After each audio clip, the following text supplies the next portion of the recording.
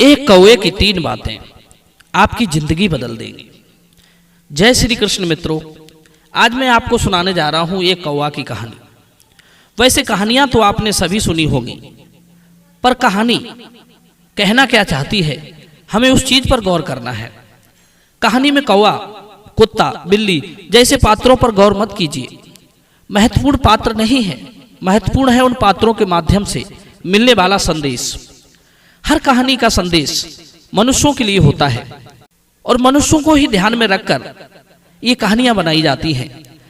आज भी मैं आपको जो कहानी सुनाने जा रहा हूं, ये कहानी आपने बहुत जगह सुनी होगी, पर इस कहानी के माध्यम से मानव जीवन के लिए एक मार्गदर्शन दिया गया है जो आपके जीवन में कई परिवर्तन ला सकता है।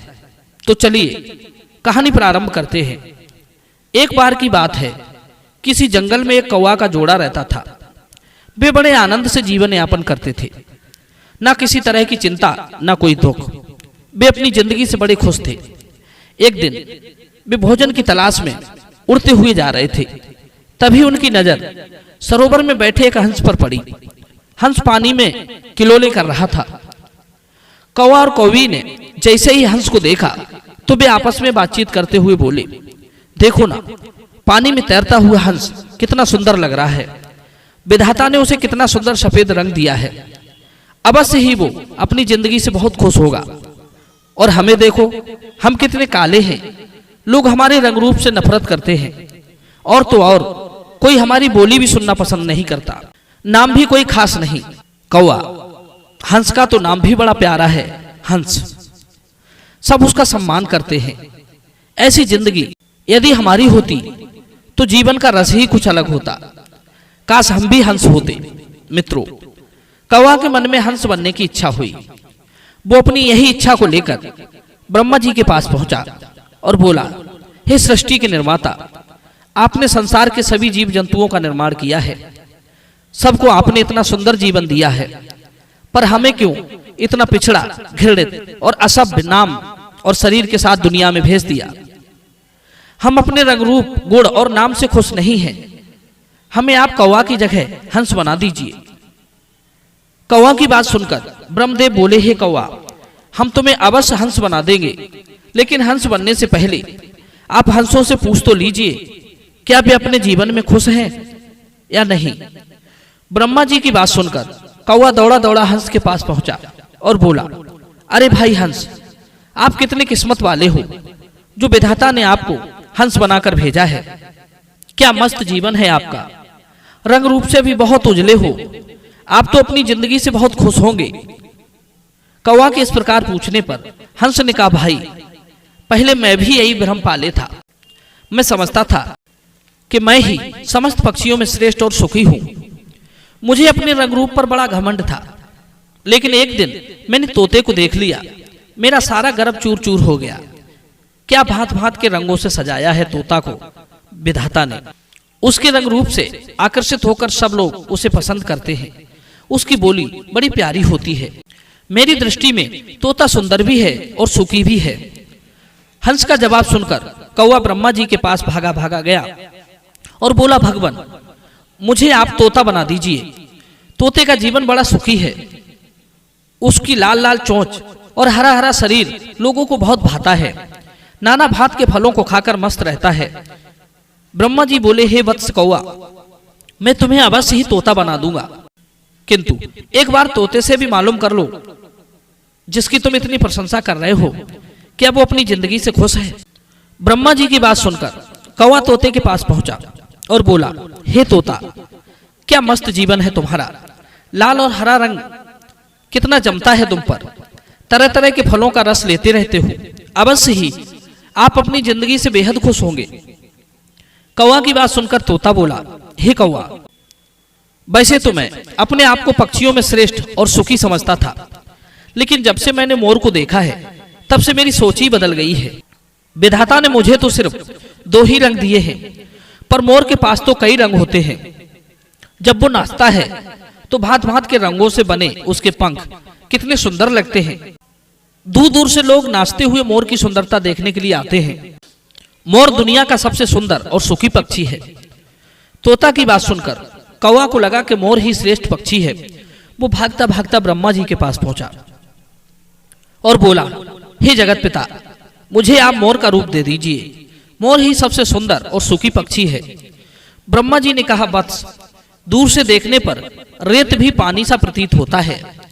एक बार जाकर मोर से भी पता कर लो, क्या वो अपने जीवन में खुश है या नहीं। कौवा ब्रह्मदेव की बात मानकर मोर के पास पहुंचा, जो एक जंगल में झाड़ियों में छिपा बैठा था। कौवा कहने लगा, हे मोर भाई, क्या मस्त जीवन है तुम्हारा। तरह तरह के रंग तुम्हारी सुंदरता बढ़ा रहे हैं। जब तुम रंग बिरंगे पंखों को फैलाकर नाचते हो, तब लोग तुम्हें देखने के लिए आते हैं। स्वर्ग जैसी जिंदगी तो आप ही जी रहे हो। सभी पक्षियों में आपको ही श्रेष्ठ दर्जा मिला है। आप अपनी जिंदगी में अवश्य ही सुखी होंगे।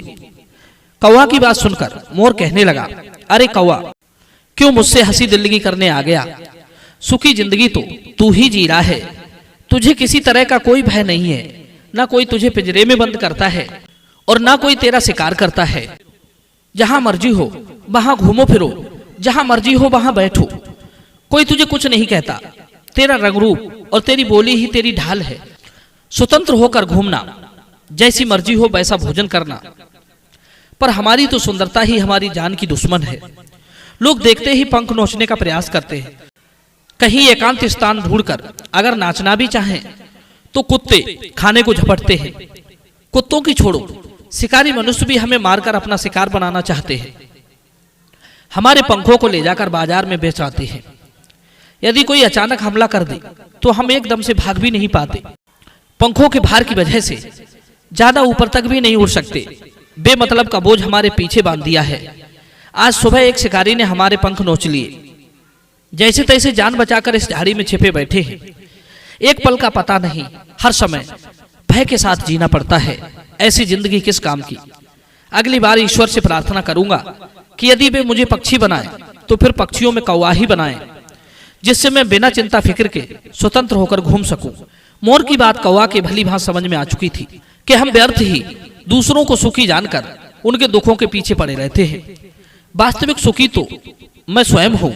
इस प्रकार कौवा अपनी कौवी के पास जाकर समझाने लगा, हे भीरू, अपनी इच्छाएं और आवश्यकताएं यदि हम सीमित कर लें, दूसरों से स्पर्धा करना बंद कर दें, जो प्राप्त है उसी में संतुष्ट हो जाए, तो जीवन अपने आप सुखी हो जाएगा। परंतु हमें अपने आप को इतना संतोषी भी नहीं बनाना चाहिए, क्योंकि संतोष सुख तो देता है पर प्रगति नहीं। पर यहाँ पर बात दूसरी हो रही है। हमें अपनी तुलना किसी से नहीं करनी चाहिए कि जैसा वो है वैसे हम भी हो जाएं। यह सोच सिर्फ दुख प्रकट करती है। हम धन से दूसरे की बराबरी कर भी लें, पर स्वाभाविक गुण तो अलग ही रहेंगे। फिर क्यों दूसरे की बराबरी करने की सोचकर दुखी होते हैं। कभी कभी हम लोग जब औरों को देखते हैं तो उन्हें अपने से अच्छा खाते कमाते देख हमें ईर्ष्या होने लगती है। हम भी सोचते हैं, काश हम भी उसकी तरह होते, उसकी तरह हम भी खाते कमाते। यह सोचना तो ठीक है, पर उसके जैसा बनना कठिन है। अक्सर जिन्हें हम अधिक सुखी समझते हैं वे अंदर से बहुत दुखी निकलते हैं। ये तो पास में रहने पर ही पता चलता है। कहते हैं दूसरे की थाली में घी ज्यादा नजर आता है। हम हमेशा दूसरों के सुखों के पीछे भागते हैं, अपने सुखों को नजरअंदाज करते रहते हैं। भगवान ने हर जीव को विशेष बनाया है। सबके सुख भी उसके स्वाभाविक गुणों के आधार पर भोगने के लिए मिलते हैं, उसके कर्म के आधार पर मिलते हैं। सुख और दुख हर प्राणी मात्र के पास है। कोई किसी बात से सुखी है तो कोई किसी बात से दुखी है। किसी का सुख ही दुख का कारण बन जाता है। कोई दूसरे के सुखों को देखकर ही ईर्ष्यावश दुखी रहता है। इसीलिए अपने को विशेष बनाइए, अपने में संतुष्ट रहिए, अपने दुख से दुखी और सुख से सुखी रहिए। यही जिंदगी है, यही जीवन का आनंद है। जय श्री कृष्ण।